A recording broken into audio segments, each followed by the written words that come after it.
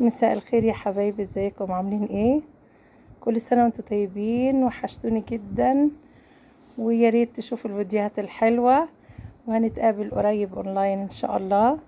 وبجد بحبكم، كل سنة وانتم طيبين وبخير وسعادة وفرح وسلام يا رب العالم كله، والمصر وكل حبايبنا وكل البلدان. وحشتوني جدا، ومتشكرة كتير لكل حبايبي واللي بيسألوا عليا. وحشتوني بجد. ويلا على الحلقة نشوف عاملين ايه، حاجة حلوة النهاردة. يلا بينا. ومساء الخير، مساء النور، مساء الجمال، مساء العيد، مساء الفرحة، الحاجات الحلوة. وحشتوني جدا، كل سنة وانتم طيبين. وهنعمل الرقاق النهاردة الناشف الحلو. نزلت لكم حلقة بالرقاق الطري جميلة جدا، يا ريت تشوفوها. ادخلوا على اليوتيوب واشتركوا في القناة، بجد جميلة جدا جدا. والرقاق كان طعمه ولا اروع، جميل جدا باللحمه وحلو قوي. احنا جبنا الرقاق الناشف النهارده الحلو ده، وهنبتدي نعمله مع بعض ونشوف صينيتنا الحلوه هنعمل ايه. وخليكم معانا. وعصجنا اللحمه، طبعا اللحمه هتعملي نص كيلو، وبصله حلوه كبيره وبشرناها وعصجناها. حطيت زبدة قليل جدا عشان انا مش عايزة اكتر الزبدة الحقيقة. يلا، ووطيت عليها وعصقتها عادي زي ما بنعصقها، ملح وفلفل وقرفة وجنزبيل، بهارات لو حبيتي. ويلا وهنشوف. وسخنا الشوربة اللي عندنا علشان نعمل الرقاق الحلو. يلا خليكم معانا يا حبايبي. وعندنا شوربة اللحمة الجميلة دي، وبنعمل كده ورقة ورقة، رقاقة رقاقة قصدي، اهو بالشوربة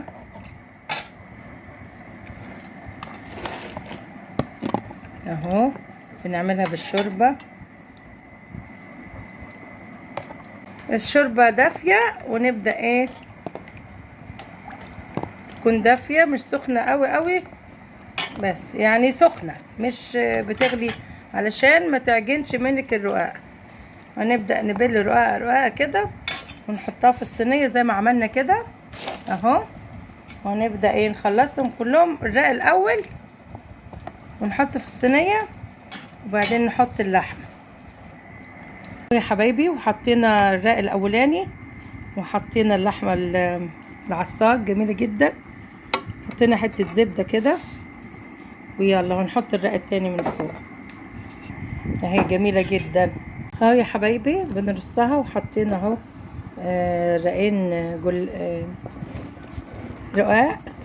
وبنكمل الصينية بتاعتنا اهو عشان نداري كل حتت فيها لحمة هنا، والرقة التانية نحط نداري دي. يلا ونكملها ونشوفها مع بعض اهو يا حبايبي. وحطينا اخر رقة اهو جميلة جدا، وحطينا على وشها حتة زبدة بسيطة. وهنعمل ايه دلوقتي، كوباية لبن وبيضة، وهنضربهم ملح وفلفل قرفة جنزبيل، وهنسقي الرقاقة بتاعتنا، بس هنقطعها الاول وهنسقيها. يلا ونشوفها لما تستوي. يلا بالهنا والشفا اهو يا حبايبي. قطعناها اهو كده وبعدين مثلثات زي البيتزا اهي، قطعناها زي البيتزا مثلثات. وهنبدأ نسقيها بكوباية اللبن والبيضة. يلا حطينا لها ملح وفلفل وحتة جنزبيل، ويلا هنسقيها ونحطها في الفرن على الرف الوسطاني لربع ساعة. وبص عليها شوفي، ارفعيها من ما تبقاش تحت خالص، الرف الوسطاني. يلا على 160، يلا عشان ما تتحرقش. وربع ساعة وبص عليها هتلاقيها استوت.